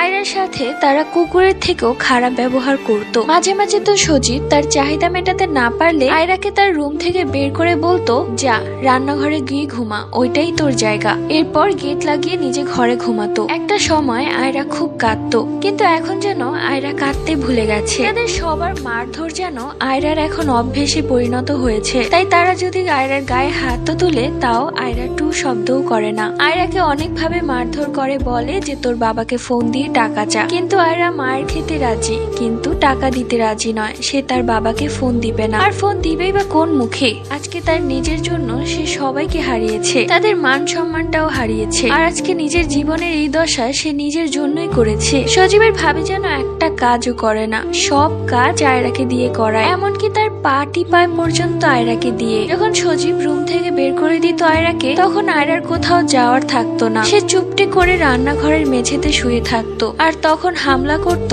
আয়রার বড় ভাই তার ওপর। এই নিয়ে আয়রার বড় ভাই কয়েকবার আয়রার সাথে জোর জবরদস্তি করার চেষ্টা করেছে। প্রত্যেকবারই আয়রা চিৎকার চেঁচামেচি করে সবাইকে জাগিয়ে দিয়েছে। কেউ কিচ্ছুটি বলেনি, কেননা তার ভাইয়ের টাকায় সংসার চলে। আরেকদিন তো আয়রা ছাদে কাপড় শুকাতে গিয়েছিল। ঘরে এসে দেখে সজীবের ভাবির সাথে সজীবের অন্তরঙ্গ দৃশ্য। আয়রাকে দেখেও তার ভাবি কোনো ভ্রুক্ষেপ করেনি, বরং বলেছে, দেখো দেখো তোমার বউ কেমন বেহায়ার মতো দাঁড়িয়ে আছে, যা এখান থেকে, যা বলছি। ভাবির সাথে সজীবের এই অন্তরঙ্গ দৃশ্য দেখেও আয়রা কিছুই বলেনি, বরং তার ভাবির যেতে বলাতে আয়রা সেখান থেকে সরে যায়। রাত্রিবেলা সজীব আয়রাকে সহ্য করতে পারছে না। সজীব আয়রাকে বলে, এই তুই যা রান্নাঘরে গিয়ে ঘুমা, রাতের বেলা ভাবি আসবে। আমি আর কিছু বললাম না, আমি একটি কাঁথা নিয়ে রান্নাঘরে চলে গেলাম। কিছুক্ষণ পর দেখলাম ভাবি গুটি গুটি পায়ে ওর রুমে গেল। এরপর গেট ভেতর দিয়ে লাগিয়ে দিল। এটা কেমন ফ্যামিলি আল্লাহই জানে। আমি তো কোনো মুভিতে এরকম ফ্যামিলির ক্যারেক্টার দেখিনি। আমি মেঝেতে শুয়ে ভাবছি আমার আগের দিনগুলোর কথা। হঠাৎই আমি অনুভব করি আমার পায়ে আলতো করে কেউ হাত বোলাচ্ছে। তার হাতের ছোঁয়া ছিল একদম অসহ্যকর। আমি মাথা উঁচু করলাম, দেখলাম সজীবের বড় ভাই আমার পাশে বসে নোংরা ভাবে আমার পায়ে হাত বোলাচ্ছে। অবশ্য আমি জানতাম এটা ওর ভাই হবে, কেননা সজীব যেই দিন আমাকে রুম থেকে বের করে দেয় সেই দিনই সজীবের বড় ভাই আমার কাছে আসে। আমি সোজা সাপটা বললাম, দেখেন ভাইয়া, আপনাকে অবশ্য ভাইয়া বলতেও আমার ঘৃণা হয়। যাই হোক, আপনি যদি এবার আমার সাথে উল্টোপাল্টা কিছু করার চেষ্টা করেন, তাহলে আমি আগের বারের থেকেও আরো জোরে চিৎকার করব। এবার শুধু আপনার পরিবারের মানুষ না, পাড়া প্রতিবেশী সবাইকে জাগিয়ে তুলবো, আর তাদেরকে বলবো আপনার পরিবারের আসল মুখোশ। কথা শুনে সজীবের বড় ভাই আমার উপর খুব ক্ষেপে যায়। জোরে আমার চুলের মুঠি ধরে বলে, উঠ, বের হ, ঘর থেকে বের হ, আমাদের তোর এই ঘরে থাকা চলবে না। আমাকে খুশি করতে পারবি না তো তুই এই ঘরেও থাকতে পারবি না। কথাগুলো সজীবের ভাই বেশ জোরে জোরেই বলেছিল। বুঝলাম যে সজীব আর সজীবের ভাবি শুনেছে, কিন্তু তাদের কিছুই যায় আসে না, কেননা তারা তো তাদের আনন্দে ব্যস্ত। তাদের বাড়ির মেইন গেট থেকে বের করে দিল, মানে সিঁড়িতে বসে থাকতে হবে সারা রাত, কেননা নিচের গেটে তালা মারা, নয়তো কবে পালিয়ে যেতাম। এই বাড়িতে সব সময় তালা মারা থাকে। কিছুক্ষণ সিঁড়িতে বসে রইলাম, মশা কামড়াচ্ছে খুব, আর এত অন্ধকার ভয়ও করছে। তাদের 5 তলায় ছাদ। ভাবলাম ছাদে গিয়ে দেখি ছাদের গেটটা খোলা আছে নাকি। সন্ধ্যা হলেই তো বন্ধ করে দেয়, ভাবতেই অবাক লাগছে। সেদিন ভাগ্য আমায় সায় দিল, গিয়ে দেখলাম ছাদের গেট খোলা। আজকে কি মনে করে দারুণ গেট লাগাইনি। যাই হোক, আমি ছাদের গেট খুলে ভেতরে ঢুকে গেটটা ভিড়িয়ে দিলাম। মাথার উপর বিশাল বড় চাঁদ। আমি ছাদের মেঝেতে বসে চাঁদের দিকে তাকিয়ে বললাম, চাঁদ, তোমার মধ্যেও তো দাগ আছে, তাহলে তুমি এত সুন্দর কি করে? আমার মধ্যে কোনো দাগ ছিল না, এখন আমার সারা শরীরে দাগ। আমিও তোমার মতো হয়ে গেলাম। চাঁদের সাথে কথা বলতে বলতে আমি অনুভব করি আমার হাতটা কিছুটা গরম হয়ে যাচ্ছে। আমি সাথে সাথে আমার হাতের দিকে তাকাই, সেই সাদা সুতোটা লাল হয়ে গেছে। চারিদিকে একটা মিষ্টি গন্ধ, সেই গন্ধটা আমার খুব চেনা। এই বাড়িতে আসার পর এই গন্ধটা আমি কত পেতে চেয়েছি, কিন্তু পাইনি। সে আমার সামনে এসে হাজির হলো আর বলল, কেমন আছো আয়রা? তার মুখে মুখে আমার নাম শুনে ভেতরটা কেমন যেন ধক করে উঠলো। কতদিন পর আমি তার মুখে আমার নামটি শুনতে পেরেছি, কতদিন পর আমি তার গলার সুর শুনতে পেরেছি, কতদিন পর তার উপস্থিতি পেলাম। কেন যেন আজ আমার মনে হলো সে হচ্ছে আমার সবচেয়ে আপনজন। আয়রার চোখে পানি দেখে ফারিস জিন বলে, তুমি কাঁদছো কেন আয়রা? তুমি তো এটাই চেয়েছিলে যেন আমি তোমার জীবন থেকে সরে যাই, কিন্তু আমি নিজেকে অনেক বোঝানোর চেষ্টা করেছি আমি তোমার জীবন থেকে সরে যেতে পারিনি, কারণ আমি তোমাকে সত্যি খুব ভালোবাসি। সেই দিন সজীবের রূপ ধরে ওর বন্ধুর বাড়িতে আমি এসেছিলাম, এমনকি সেই পুলিশ অফিসার রূপ ধরে আমি এসেছিলাম তোমার কাছে, কিন্তু তোমার সাথে ওরা ঘরে যে অত্যাচারগুলো করেছে সেগুলো আমি সহ্য করেছি, কেননা ওদের ঘরে এমন একটা জিনিস আছে যার জন্য আমি সেই ঘরে ঢুকতে পারছি না। তখন আয়রা বলে, কি এমন জিনিস আছে আমাকে বলো, আমি এক্ষুনি সেটা ফেলে দিব। আমি চাই তুমি আমার সাথে সবসময় থাকো আর এই জাহান্নাম থেকে আমাকে মুক্তি করো। ওদের ঘরে এমন একটা তাবিজ আছে যেটা হচ্ছে ঘরবন্দি তাবিজ, সেই তাবিজের জন্য আমি ওদের ঘরে প্রবেশ করতে পারছি না। এটা সজীবের নানি সজীবের মাকে দিয়েছিল, আর এটা অনেক বছর আগের একটা তাবিজ। এই তাবিজের শক্তি অনেক বেশি, যার কারণে আমি সেই ঘরে প্রবেশ করতে পারছি না। তুমি যেভাবেই পারো সেই তাবিজটা খুঁজে বের করো এবং আগুনে পুড়িয়ে দাও, তাহলে আমি ওদের ঘরে যেতে পারবো। এরপর ছাদে ফারিজিনের সাথে সারা রাত আয়রা কথা বলতে থাকে। কথা বলতে বলতে কখন যে আয়রা ঘুমিয়ে পড়েছে আয়রা তা নিজেও জানে না, কিন্তু যখন আয়রা ঘুমিয়েছিল ফারিজিন ততক্ষণ আয়রার সামনে বসে তার দিকে তাকিয়েছিল অপরূপ দৃষ্টিতে। সকালবেলা হতে আয়রাকে খুঁজে না পেয়ে সজীবের ভাবি ছাদে আসে, এসে দেখে আয়রা ছাদে মেঝেতে শুয়ে আছে। আয়রাকে গায়ে ধাক্কা দিয়ে বলে, কিরে হারামজাদি, এখন চিৎকার চেঁচামেচি করে মন ভরছে না নাকি যে ছাদে এসেছি সবাইকে শোনানোর জন্য? এরপর আয়রা নিচে নেমে আসে, নিচে নেমে এসে দেখে সজীবের মা খুব রেগে আছে আর অনেকগুলো কাপড় দিচ্ছে আয়রাকে ধোয়ার জন্য। তখন আয়রা কাপড় ধুতে চলে যায়। আয়রা কাপড় ধুতে ধুতে সজীবের মা আয়রার কাছে এসে বলে, একটা কাপড়ে যদি ময়লা থাকবে তো তোর চামড়া আমি তুলে ফেলবো। এরপর সজীবের মা চলে যাওয়ার সময় আয়রা ইনিয়ে বিনিয়ে বলতে থাকে, আম্মা এই বাড়িতে মনে হয় জিন আছে, কালকে রাতে আমি এই ঘরে জিন দেখেছি। তখন সজীবের মা বলে, জিন জীবনেও আসতে পারবে না। কি বলছেন আম্মা, কালকে তো আমি জিন দেখেছি। তুই ভুল দেখেছিস, এই বাড়িতে কোনোদিনও জিন আসতে পারবে না, কেননা এই বাড়িতে জিনবন্দির তাবিজ আছে। তখন আয়রা মিলিয়ে দেখলো ফারিজিনের কথাই সত্যি। তখন আয়রা আবার বলতে শুরু করলো, তাবিজ দিয়ে কি হবে আম্মা? এরপর সজীবের মা বলল, দাঁড়া তোকে দেখাচ্ছি আমি। এরপর সজীবের মা তার বিছানার তোষকের নিচ থেকে একটি তাবিজ বের করে আয়রার কাছে নিয়ে আসতে লাগলো, অথচ আয়রা তার পিছু পিছু গিয়ে দেখে ফেলেছে সে তাবিজটা কোথায় রেখেছিল। আয়রা আবারও কাপড় ধুতে লেগে যায় এবং সে এমন ভাব ধরে কিছুই দেখে। সজীবের মা আয়রার কাছে সে তাবিজটি দেখিয়ে দিয়ে বলে, দেখ এটা আমার মা আমাকে দিয়েছিল আর বলেছিল এই তাবিজ থাকলে কোনো জিন এ ঘরে প্রবেশ করতে পারবে না, তাই ওসব বানিয়ে বানিয়ে ভুলভাল জিনের কথা আমাকে বলবি না। সজীবের মায়ের কথা শুনে বোঝা গেল সে জিন ভূত অনেক বেশি ভয় পায়। আয়রা মনে মনে খুব খুশি, সে মনে মনে বলতে লাগলো, আজ রাতেই ফারিস জিন এই ঘরে উপস্থিত থাকবে। রাতের বেলা ঘুমানোর সময় আয়রা ইচ্ছে করে সজীবের সাথে ঝামেলা পাকিয়ে দিল, আর সজীবও একটু কিছু হলেই আয়রাকে ঘর থেকে বের করে দিবে, এটাই স্বাভাবিক। তো সেই দিন আয়রা তার কাঁথা নিয়ে রান্নাঘরে চলে এলো। আয়রার শাশুড়ি একটা অভ্যেস আছে, সে মধ্যরাতে পানি খাওয়ার জন্য ঘর থেকে বের হবেই, আর ওই টাইমে আয়রা গিয়ে সেই তাবিজটা বের করে ফেলবে। কথামতো রাত 2টার দিকে সজীবের মা ঘর থেকে বের হয় পানি খাওয়ার জন্য। এই সুযোগে অন্ধকারে চুপি চুপি করে আয়রা সজীবের মায়ের ঘরে ঢুকে যায়। আস্তে আস্তে করে বিছানার তোষকের নিচে সব জায়গায় তাবিজটা খোঁজার চেষ্টা করে, কিন্তু কোথাও খুঁজে পাচ্ছে না। ওইদিকে সজীবের মা পানি খাওয়া শেষ হলে ঘরের দিকেই আসছে। আয়রা যেন প্রাণপণে সেই তাবিজটা খুঁজছে, কিন্তু কোথাও খুঁজে পাচ্ছে না। দেখতে দেখতে সজীবের মা তার ঘরে চলে আসে আর এসে দরজা বন্ধ করে বিছানায় গিয়ে শুয়ে পড়ে। অন্যদিকে সজীবের মায়ের গেট লাগানো টের পেয়ে আয়রা কোনো রকমে তার খাটের নিচে লুকিয়ে পড়ে। সজীবের মা ঘরে, সে তাবিজটাও পেল না। এমনটা অবস্থায় গেটটাও ভেতর দিয়ে লাগানো। আয়রা খাটের নিচে লুকিয়ে আছে। আয়রা কি করবে ভাবতে লাগলো। এখান থেকে যেভাবেই হোক বের হতেই হবে, নয়তো সজীবের মা যদি আয়রাকে দেখে তাহলে খুন খারাপই হয়ে যেতে পারে। 10-15 মিনিট পর শোনা যায় সজীবের মায়ের নাক ডাকার শব্দ। আয়রা বুঝতে পারে তার শাশুড়ি ঘুমিয়ে গেছে, এখন যেভাবেই হোক সেই তাবিজটা বের করতেই হবে। আয়রা আস্তে আস্তে করে খাটের নিচ থেকে বের হয় এবং আস্তে আস্তে করে তোষকের নিচে হাত দেয়। মাথার কাছে তোষকের নিচে যখন পায় না, তখন আয়রা হাত বোলাতে বোলাতে সজীবের মায়ের পায়ের কাছে চলে আসে। তোষকের নিচের দিকে আসতেই আয়রার হাতে লাগে লোহা জাতীয় কিছু, যেটা ছিল ছোট। আয়রা বুঝতে পারে সে পেয়ে গেছে, যেটা সে চেয়েছিল সেটাই হয়ে গেছে। আয়রা সে তাবিজটা হাতে মুঠ করে আস্তে করে তোষকের নিচ থেকে হাতটা বের করে, দেখে সত্যি সত্যি সেই তাবিজটা। আয়রা যেন খুশিতে আত্মহারা। এখন থেকে আর তাকে অত্যাচার সহ্য করতে হবে না। সারফরাজ জিন তাকে সব সময় সাহায্য করবে আর এদের থেকেও মুক্তি দিবে। আয়রা আস্তে করে দরজা খোলার চেষ্টা করে, কিন্তু দরজার ছিটকিনি ছিল অনেক শক্ত। তবুও আয়রা তার সর্বোচ্চ শক্তি দিয়ে অনেক কষ্টে ছিটকিনি খুলে ফেলে এবং চুপ করে বের হয়ে যায়। ঘরের লাইট অফ করা, চোখে কিছুই দেখা যাচ্ছে না। তবুও আয়রা এক পা দুপা করে সামনে এগুচ্ছে। রান্নাঘরের কাছে এসে কোন রকমের চুলাটা জ্বালিয়ে নিল আয়রা। এরপর সেই তাবিজটা চুলায় দিয়ে দিল। তাবিজটা পুড়তে লাগলো। তাবিজটা পুড়তে পুড়তে একদম লাল ফুলকির মতো হয়ে গেল। সাথে সাথে আয়রার সামনে এসে হাজির হয় সারফরাজ জিন। সারফরাজ আয়রাকে বলে, হয়েছে, এটা বন্ধ করে দাও আর তাবিজটা কোথাও ফেলে দাও। আমি চলে এসেছি, এখন আমাকে কেউ আটকাতে পারবে না। আয়রা যেন মহা খুশি। সারফরাজ আয়রার দিকে তাকিয়ে আছে, আয়রাও সারফরাজের দিকে তাকিয়ে আছে। তারা দুজন দুজনকে কতটা ভালোবাসে চোখ দেখেই বোঝা যাচ্ছে। অবশ্য আয়রা এখন তার নিজের ভুল বুঝতে পেরেছে। সে এটা বুঝতে পেরেছে যে সে যাকে ভালোবাসে সে আর কেউ নয়, সে হচ্ছে সারফরাজ। সজীবের মতো একটা অমানুষের সাথে বিয়ে করে সে সবচেয়ে বড় ভুল করেছে।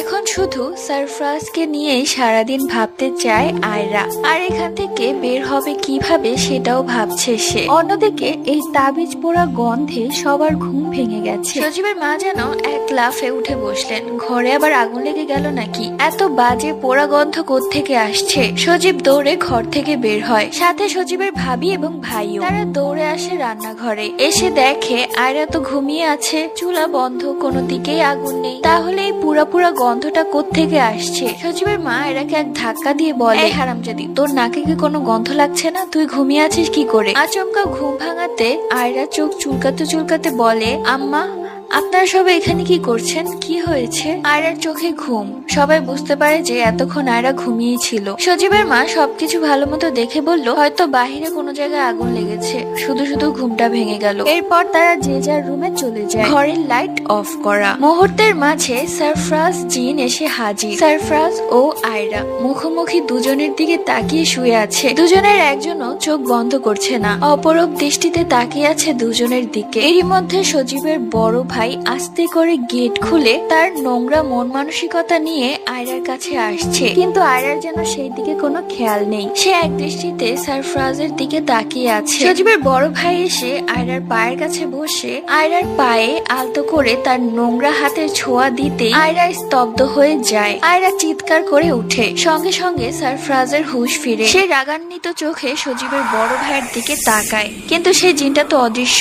সে জিনটাকে আয়রা ছাড়া আর কেউই দেখতে পারছে না। তাই তো সজীবের বড় ভাইও সেই জিনটাকে দেখতে পারছে না, কিন্তু নোংরা ভাবে আয়রার পায়ে হাত দিচ্ছে। অন্যদিকে সারফরাজ জিন যেন সজীবের বড় ভাইকে চোখ দিয়ে মেরে ফেলবে, চোখে আগুন জ্বলছে। সারফরাজ জিন তার হাত দিয়ে শক্ত করে সজীবের ভাইয়ের হাত ধরে, যে হাতটা আয়রার পায়ে ছোঁয়া দিচ্ছিল। এত জোরে চেপে ধরে যে সজীবের বড় ভাই চিৎকার করে উঠে। আয়রা প্রচন্ড অবাক হয়ে যায়। সাথে সাথে সবাই দৌড়ে আসে সজীবের বড় ভাইয়ের চিৎকার শুনে। সজীবের বড় ভাই তার এক হাত দিয়ে অন্য হাত চেপে ধরে চিৎকার করে বাচ্চাদের মতো কাঁদছে আর জোরে জোরে লাফাচ্ছে। এই দৃশ্য দেখে সজীবের মা সজীবের বড় ভাইকে বলে, কি হয়েছে বাবা, তুই এভাবে লাফাচ্ছিস কেন আর চিৎকার করে কান্না করছিস কেন? কি হয়েছে তোর হাতে? তখন দেখা যায় সজীবের ভাইয়ের যে হাতটি সারফরাজ জিন চেপে ধরেছিল সে জায়গাটি পুড়ে গলে সেখান দিয়ে রক্ত বের হচ্ছে। সজীবের ভাইয়ের হাতের অবস্থা দেখে রীতিমতো সবাই ভয় পেয়ে যায়। সবাই আয়রার দিকে তাকিয়ে থাকে, কিন্তু এতে আয়রার কি দোষ? সজীবের মা জোরে জোরে চিৎকার করে বলে, এই হারামজাদি রাক্ষসী, আমার ছেলেটার এই অবস্থা কি করে হলো? আমি এখন সব বুঝতে পারছি। আমার ছেলের হাত পুড়িয়ে দিয়েছিস তুই। কিছুক্ষণ আগেও পোড়া পোড়া গন্ধ বের হচ্ছিল, ঠিক তখনই তুই একটা কিছু পুড়িয়ে রেখেছিস। যেই আমার ছেলে তোর কাছে এসেছে অমনি তুই হাতে লাগিয়ে দিয়েছিস, তাই না? আমার ছেলের যদি কিছু হয় তাহলে আমি তোকে ছাড়বো না। সজীবের ভাইয়ের এই অবস্থা দেখে এবং সজীবের মায়ের মুখে এই কথা শুনে সজীবের মাথা গরম হয়ে যায়। সজীব দৌড়ে আসে আয়রার কাছে এবং কাছে এসে চুলির মুঠে ধরে বলে, হারামজাদি, হারামজাদি, তুই আমার ভাইয়ের হাত পুড়িয়ে দিয়েছিস। দেখ আজকে আমি তোর এমন অবস্থা করব সারা জীবন মনে রাখবি। এই বলে দৌড়ে রান্নাঘরের ভেতরে ঢুকে কেরোসিনের বোতলটা নিয়ে আসে এবং বোতলের ঢাকনা খুলে পুরো বোতলের কেরোসিন আয়রার মাথায় ঢেলে দেয়। কেরোসিন তেল দিয়ে পুরো শরীরটা ভিজে যায় আয়রা। আয়রা কাঁদছে আর বলছে, বিশ্বাস করো আমি কিছু করিনি। কিন্তু কেউ তার কথা শুনতে রাজি নয়। সজীব একটা ম্যাচের বাক্স থেকে কাঠি বের করে ম্যাচটা জ্বালাতেই হপ করে সজীবের হাত কেউ ধরে ফেলে, কিন্তু সে অদৃশ্য। এত শক্ত করে ধরেছে এবং হাতটা এত গরম আগুনের মতো, মনে হচ্ছে সজীবের হাতটা পুড়ে ছাই হয়ে যাবে। সজীব জোরে জোরে বাঁচাও বাঁচাও বলে চিৎকার করতে থাকে। সবাই তাকিয়ে দেখে একটা অদৃশ্য বাতাসে সেই কাঠের আগুন নিভিয়ে দেয়, যেটা দেখে সবাই রীতিমতো অবাক হয়ে যায়। আয়রা এক কোণে দাঁড়িয়ে ভীতু পাখির মতো সবকিছু তাকিয়ে দেখছে আর খুব ভয় পাচ্ছে। সজীব চিৎকার করে কাঁদতে থাকে এবং তার বড় ভাইয়ের মতো লাফাতে থাকে। সজীবের মা গিয়ে দেখে যে হাত দিয়ে সে ম্যাচের কাঠি জ্বালিয়েছিল সেই হাতটি পুড়ে গলে রক্ত পড়ছে, ঠিক সজীবের বড় ভাইয়ের মতো। সজীবের মা জোরে জোরে কাঁদতে থাকে আর চিৎকার করে বলতে থাকে, কে আছো, বাঁচাও আমাদের ঘরে ভূত চলে এসেছে। আয়রা বুঝতে পারে যে সবকিছুই করছে সরফরাজ জি। আয়রা কিছুটা সাহস পায়, কেননা এতদিন তার সাথে যত অত্যাচার হয়েছে সে সব নীরবে সহ্য করেছে আর সরফরাজ জিনকে অনেক মিস করেছে। আজকে সেই সময়টা চলে এসেছে। আজকে আয়রা একা নয়, তার সাথে সরফরাজ জিন আছে। এখন আর আয়রাকে সহ্য করতে হবে না তাদের অত্যাচার। সজীবের মায়ের তখন মনে পড়ে যায় সেই তাবিজের কথা। দৌড়ে যায় তার ঘরে, খাটের তোষক সবকিছু ওলট পালট করে খুঁজতে থাকে সেই তাবিজটা, কিন্তু কোথাও সেই তাবিজ নেই। সরফরাজ জিন আয়রার দিকে তাকিয়ে মুচকি হেসে দিয়ে বলে, এইবার এই বুড়িটাকে শায়েস্তা করব। আয়রার খুব আনন্দ এবং হাসি পাচ্ছে ওদেরকে এভাবে কাঁদতে দেখে, কেননা এতদিন শুধু আয়রা কেঁদেছিল আর ওরা এভাবে মজা নিয়েছে। তাই এবার আয়রার সময় এসেছে হাসার আর ওদের কাঁদার। এক পর্যায়ে আয়রা তো চিৎকার করে হাসতে শুরু করে। আয়রার হাসির শব্দ শুনে সবাই আয়রার দিকে তাকায়। আয়রা হাসতে হাসতে বলতে থাকে, এতদিন আমি কেঁদেছি, এবার তোমরা কাঁদবে। এমনি দেখতে দেখতে দিন কাটতে থাকে। এখন যেন আয়রার সাথে সবাই কথা বলতেও ভয় পায়। আয়রা সেই বাড়িতে রাজত্ব করা শুরু করে দিয়েছে, বরঞ্চ এখন তারা সবাই চাচ্ছে আয়রা যেন তার বাড়িতে ফিরে যায়। তারা ধরেই নিয়েছে কোনো শক্তিশালী জিন আয়রার উপর ভর করেছে, আর এই অবস্থায় আয়রার উপর মার তো দূরের কথা, খারাপ ব্যবহার করলেও তাদের বিপদ। দুপুরবেলা আয়রা খাটে ঘুমিয়ে আছে। এখনো সকালের ঘুম আয়রার শেষ হয়নি, সে আয়েশ করে ঘুমিয়ে আছে। সরফরাজ জিন আয়রার কাছে এসে হাজির। সরফরাজ জিন আয়রাকে আলতো করে ডেকে বলছে, কি ব্যাপার আয়রা, আর কতক্ষণ ঘুমাবে? তুমি এখনো খাওয়া দাওয়া করনি, এতক্ষণ না খেয়ে থাকলে তো তুমি অসুস্থ হয়ে যাবে। সরফরাজের শুনে আয়রা ঘুম থেকে উঠে বসে। সরফরাজ বলে, অনেকদিন তো হলো, তোমার বাবা মায়ের কথা মনে পড়ছে না? তাদের তো তোমার কথা খুব মনে পড়ে, তাহলে এবার বাড়ি যাওয়া যাক। তখন আয়রা বলল, বললেই হলো, এত সহজে যাব না। ওরা আমাকে যা অত্যাচার করেছে তার 3 ডবল অত্যাচার যদি ওদের না করেছি তাহলে আমার নাম আয়রা না। তখন সরফরাজ নিজের কপালে আস্তে করে মেরে বলে, এই মেয়ে পুরো পাগল হয়ে গেছে। যাই হোক আয়রা, তুমি একটু থাকো, আমি আমার জিন রাজ্য থেকে ঘুরে আসি। আমার মা আমাকে একটি কাজ দিয়েছিল, সেই কাজটা আমি শেষ করে আসি, নয়তো মা আমাকে বকা দিবে। আয়রা বলল, ঠিক আছে যাও। একটু পরেই আয়রার বেডরুমের গেটে টোকা। আয়রা চিৎকার করে বলে, ভেতরে আয়, কে এসেছে কে এসেছে? সজীবের বড় ভাইয়ের বউ এসেছে, তার হাতে গরম চা, মুখে কি সুন্দর হাসি, এজন্য মধুর হাসি নয়, ভয়ের হাসি। কাপ পিরিচ গুলো কাঁপছে। তখন আয়রা সেই কাপাকাপির শব্দ শুনে বলে, আরে হারামজাদি, তুই কেন যে আমাকে ভয় পাস আমি সেটাই বুঝতে পারি না। নে চাটা রাখ, এসে আমার পাটা টিপে দে, কতক্ষণ যাবত আমার পাটা ব্যথা করছে। এরপর সজীবের ভাবি চায়ের কাপটা রেখে এরপর আয়রার পায়ের কাছে এসে বসে পা টিপতে লাগলো। হাত পুরো ঠান্ডা বরফে জমে গেছে আর থরথর করে কাঁপছে। তখন আয়রা বলে উঠলো, আরে হারামজাদি, এটা তোর হাত নাকি বরফ? এত ঠান্ডা কেন? এরপর চায়ের কাপে চুমুক দিয়ে ওয়াক থু বলে ফেলে দিয়ে বলল, আরে হারামজাদি, তুই কি চাও বানাতে পারিস না? নাকি তোর বাপের বাড়ির কেউ তোকে শেখায়নি কিভাবে চা বানাতে হয়? যা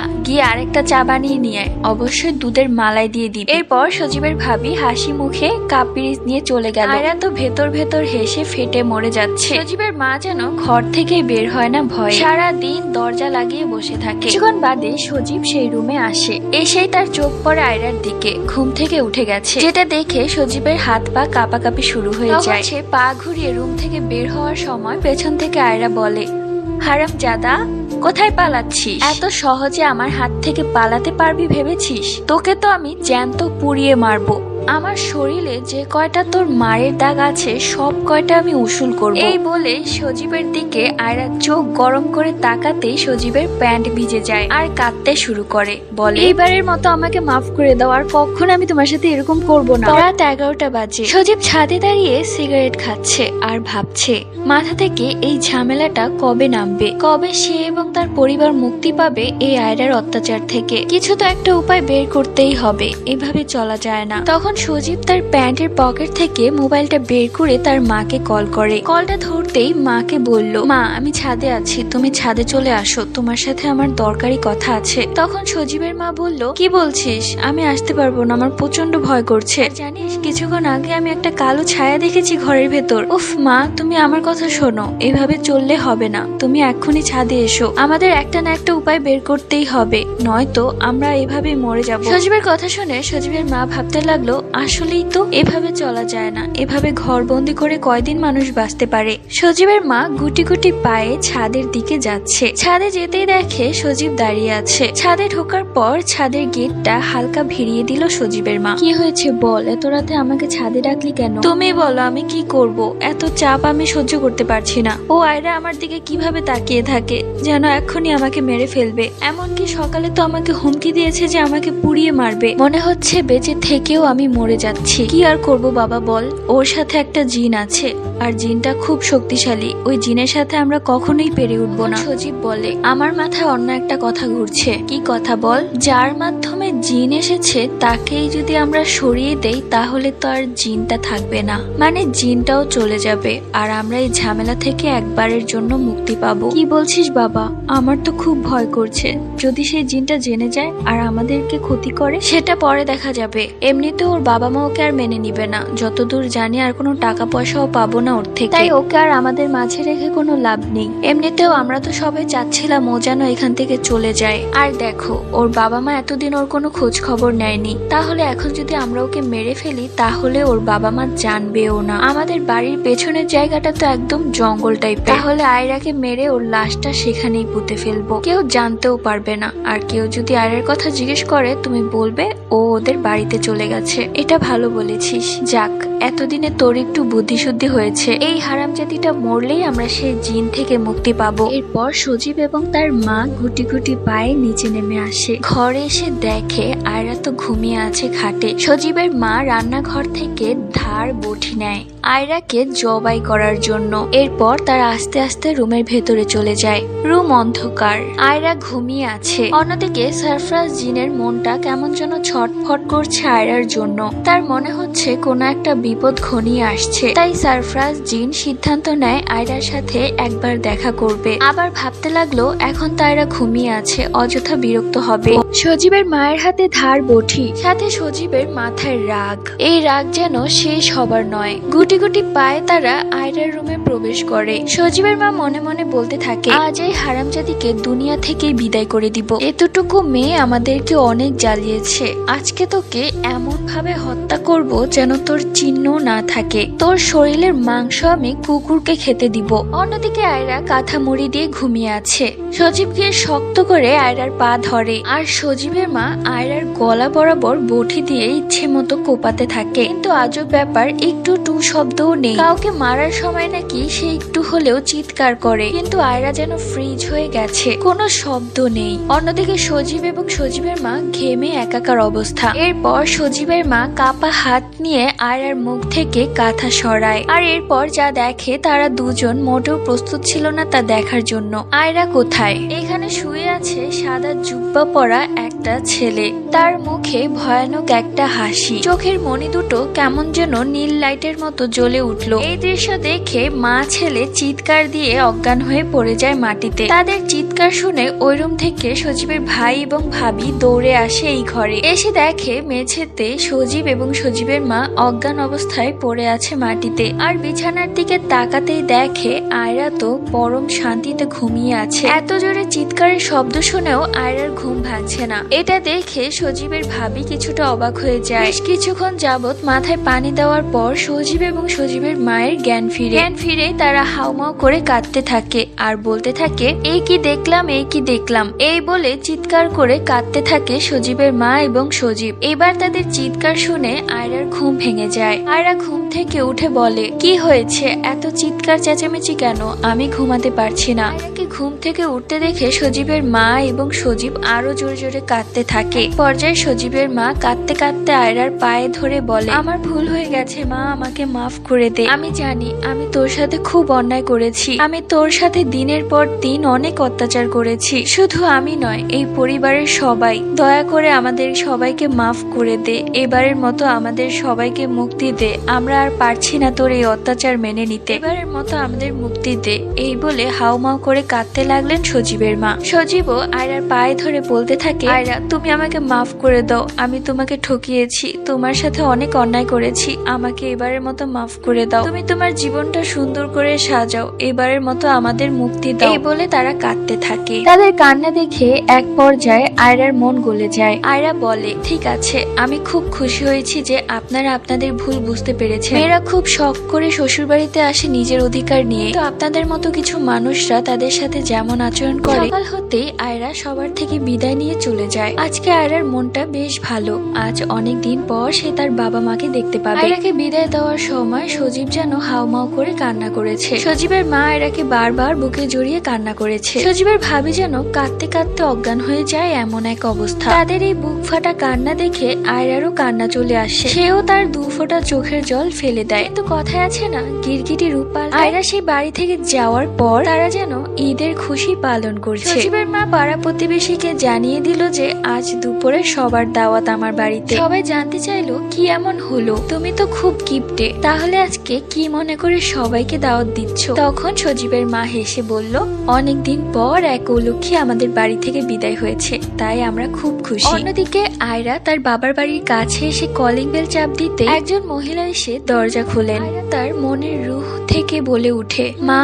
সাথে সাথে আয়রার মা আয়রাকে জড়িয়ে ধরে কাঁদতে থাকে। মা, তুই কোথায় ছিলি এতদিন? তোর কি একটা বারও আমাদের কথা মনে পড়েনি? এই বৃদ্ধা মা বাবাকে ছেড়ে একা কি করে থেকেছিলি? পেছন থেকে আয়রার বাবা বলে উঠে, কে এসেছে আয়রার মা? তখন আয়রার বাবা গেটের কাছে এসে দেখে আয়রা দাঁড়িয়ে আছে। আয়রাকে দেখে তার বাবার সব রাগ যেন পানি হয়ে গেছে। এতদিন পর তার কলিজার টুকরা একমাত্র মেয়েকে দেখে যেন তার প্রাণটা জুড়িয়ে গেল। সে যেন আগের সবকিছুই ভুলে গেল। আয়রাকে বুকে জড়িয়ে নিয়ে কাঁদতে লাগলো। তুই কোথায় চলে গিয়েছিলি মা?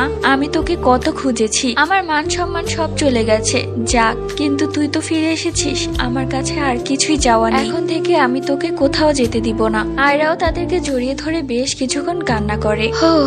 তোমরা হয়তো অনেকেই ভাবছো এখন হয়তো গল্পটা শেষ হয়ে যাবে, কিন্তু না, গল্পের মেন টুইস্ট এখনো বাকি আছে। রাতের বেলা খাওয়া দাওয়া শেষে আয়রা তার বারান্দার দোলনায় বসেছিল। মনে মনে খুব করে সারফরাজ জিনকে ডাকতে লাগলো, কিন্তু আজ কেন যেন সারফরাজ জিন আসছে না। সে গত 2 দিন যাবৎ সারফরাজকে দেখেনি। তার মনটা ছটপট করছে। এমনি দেখতে দেখতে 1 দিন 2 দিন 7 দিন কেটে যায়, কিন্তু সারফরাজ জিন আর আসে না। আয়রা সারফরাজের চিন্তায় খাওয়া দাওয়া সবকিছুই বন্ধ করে দিয়েছে। দিক থেকে সজীব আয়রাকে ডিভোর্স লেটার পাঠিয়ে দিয়েছে। আয়রা মনে মনে ভাবতে লাগলো, যাক, ভালোই হয়েছে। এমনিতেও আমি আর ওই বাড়িতে যেতাম না। অন্যদিকে আয়রার এই অবস্থা দেখে আয়রার মা এবং বাবা বলতে থাকে, ওই বাড়ি থেকে আসার পর থেকেই দেখছি মেয়েটা কেমন যেন অন্যমনস্ক হয়ে গেছে। আমাকেও কিছু বলেনি। আমার মনে হচ্ছে ওরা আমার মেয়ের সাথে খুব খারাপ করেছে। এক কাজ করলে কি হয় আয়রার বাবা, আমরা যদি আয়রাকে অন্য কোনো ভালো ছেলের সাথে বিয়ে দিয়ে দেই, তাহলে আমাদের মেয়েটা খুব সুখী হবে। বয়স হয়ে যাচ্ছে আমাদের,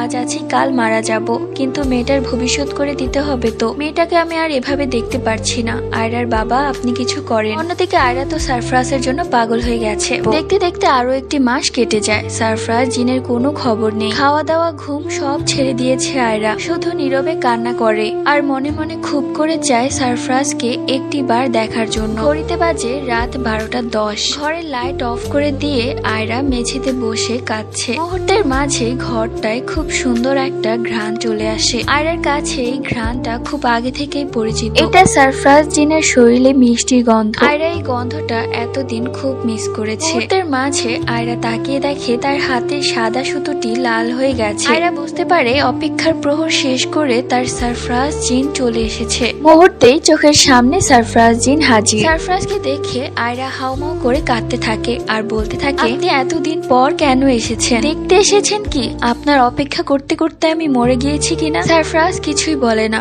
এক ধ্যানে তাকিয়ে আছে আয়রার দিকে। তার মুখে এক মিষ্টি হাসি। আয়রা কিছুটা অভিমান করে বলে, আচ্ছা ভালোবাসা কি এতটাই কষ্টের হয়? আপনার ভালোবাসা আমি তিলে তিলে শেষ হয়ে যাচ্ছি। এখন শুধু মরণের প্রহর গুনছি। কবে মুক্তি পাবো এই জীবন থেকে? আর বাঁচতে ইচ্ছে করে না আমার। যাকে নিয়ে বাঁচার স্বপ্ন দেখেছি সেই এখন আমার কাছে আসে না। এই বলতে বলতে হিচকি দিয়ে কাঁদতে শুরু করে দিল আয়রা। অবশেষে চুপ থাকতে না পেরে সারফরাজ জিন বলতে শুরু করলো, মনে আছে তোমার? আজ থেকে বহুদিন আগে ঠিক আমিও তোমার জন্য এভাবেই কেঁদেছিলাম। তুমি ফিরেও তাকাওনি। আমার ভালোবাসাটাকে এত বড় অপমান করে সজীবের সাথে চলে গিয়েছিল। আমরা জিন জাতি, এমন কিছু নেই যেটা আমরা পারি না। আমি কি তখন চাইলে পারতাম না তোমাকে আটকাতে কিংবা সজীবকে মেরে ফেলতে? কিচ্ছু করিনি। একজন জিন জাতি হয়ে মানুষ জাতি থেকে প্রেমের প্রত্যাখ্যান পাওয়াটা কতটা কষ্ট এবং অপমানজনক সেটা তুমি বুঝবে না। তুমি তখন তোমার সুখ খুঁজে চলে গিয়েছিলে, একটি বারও আমার কথা ভাবনি। অথচ ছোট থেকে আমি তোমাকে আগলে রেখেছি সব বিপদ আপদ থেকে, কখনোই তোমাকে বিপদে ঠেলে দেয়নি। এমনকি সেই রাতে সজীব এবং সজীবের মা তোমাকে মারতে এসেছিল। ভাগ্য ভালো ছিল যে আমার এক বন্ধু জিনকে তোমার কাছে পাঠিয়েছিল এইটা দেখতে যে তুমি ঠিক আছো কিনা, কেননা আমার মনটা খুবই ডাকছিল। কিন্তু ও এসে যখন আমাকে বলল সজীবের মা এবং সজীব তোমাকে মারার পরিকল্পনা করছে, তখন আমি গিয়ে তোমাকে বাঁচাই, নয়তো আজকে তুমি এই দুনিয়ার আলো দেখতে পেতে না। এই সমস্ত কথা শুনে আয়রা প্রচন্ড অবাক হয়ে যায়। সারফরাজ আরো বলে, আমি সেই দিনই প্রতিজ্ঞা করেছিলাম যেই দিন তুমি বুঝবে আসল ভালোবাসার মূল্য কতটুকু, সেই দিন আমি তোমার কাছে আসবো। আজ আমি তোমার কাছে এসেছি, কেননা আজ তুমি আমার ভালোবাসার মর্ম বুঝেছো। আয়রার হিচকি বন্ধ হয়ে গেছে, সব অভিমান চলে গেছে, শুধু নীরবে কাঁদছে, কোনো শব্দ নেই, চোখ দিয়ে টপ টপ পানি পড়েই যাচ্ছে। আর এক দৃষ্টিতে সারফরাজের মুখের দিকে তাকিয়ে আছে। সারফরাজ আয়রার দিকে একবার তাকিয়ে আবারও চোখ সরিয়ে নিয়ে বলল, আমার অপেক্ষা আর করো না। সারফরাজ জিনের কথা শুনে আয়রার পায়ের নিচ থেকে মাটি সরে গেল।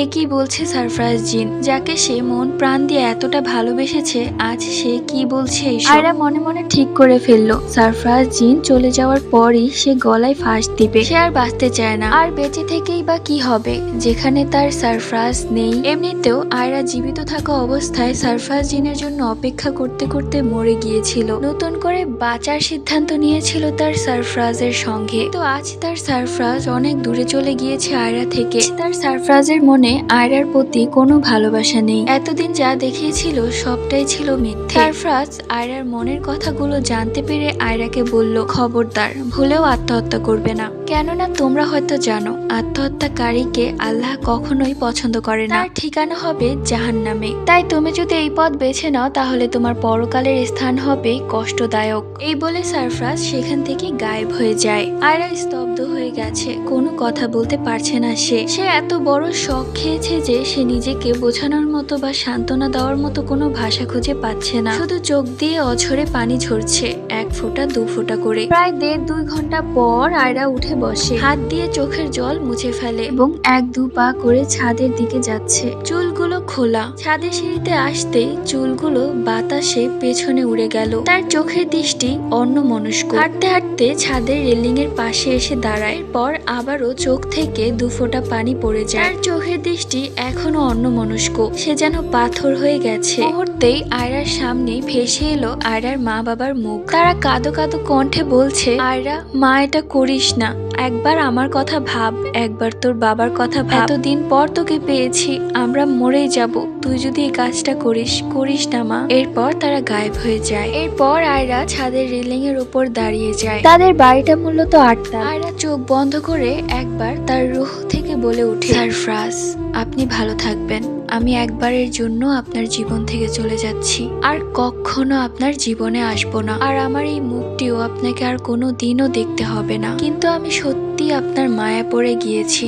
আর ভীষণ ভালোবেসে ফেলেছি। এত ভালোবাসা হয়তো আমার জীবনে কখনোই আসেনি। আমার ভালোবাসাটা মিথ্যে ছিল না। 1 বছর আগে আমার জীবনে নেওয়া ভুল সিদ্ধান্তের কারণে আপনি আমাকে এত বড় একটা শাস্তি দিয়েছেন, আমার জীবন থেকে চলে গিয়েছেন। কিন্তু আমি আপনাকে সত্যি ভালোবেসে ফেলেছি।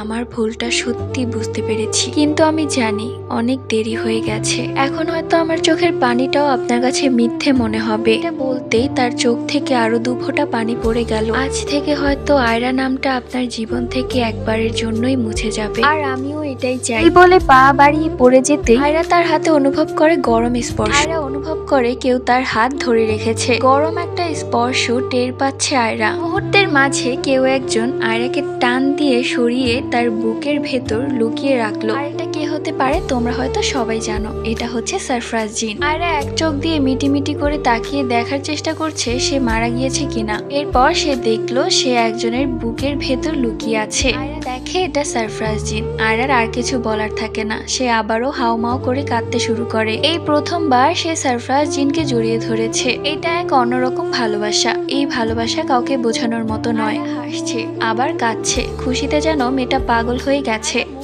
উপরে উঠিয়ে দেখে সারফরাজ জিনের চোখের কোণে পানি। সারফরাজকে কাঁদতে দেখে আয়রা আরো জোরে জোরে চিৎকার করে কেঁদে বলে, আপনি কেন কাঁদছেন? তখন সারফরাজ জিন বলে, তুমি কান্না বন্ধ না করলে আমিও কান্না বন্ধ করব না। পর তাদের মাঝে অনেক সুন্দর একটা মুহূর্ত কাটে। মাথার উপর কি সুন্দর জ্যোৎস্না চাঁদ, আর দুজন দুজনকে জড়িয়ে ধরে কাঁদছে। একে হয়তো ভালোবাসা বলে। এরপর সেখানে হাজির হয় সারফরাজের মা বাবা। সারফরাজ অবশ্য অনেক আগেই তার মা বাবাকে জানিয়ে রেখেছিল আয়রার কথা। প্রথমবার ছেলেকে এত খুশি দেখে সারফরাজের মা বাবাও কাঁদতে শুরু করে দিয়েছে। চারিদিকে খুশির বন্যা বয়ে যাচ্ছে। পরের দিন সকালবেলা সারফরাজ এবং তার মা বাবা মানুষ জাতি হয়ে আয়রার বাড়িতে হাজির। হাতে রয়েছে কত বাক্স মিষ্টি। অবশেষে তাদের বিয়েটা পারিবারিকভাবে ঠিক হয়ে যায়। সবাই ভীষণ খুশি। এরপর সারফরাজ বিয়ে করে আয়রাকে নিয়ে চলে যায় তার জিন রাজ্যে। মাঝে মাঝে আয়রা তার বাবা মায়ের সাথে দেখা করতে আসে। এরপরে তাদের বিয়ের কয়েক বছর পর তাদের সুন্দর একটি পুত্র সন্তান হয়। নাম রাখা হয় সাফওয়ান। তার মধ্যে এক অন্যরকম শক্তি ছিল। যদিও তার জন্ম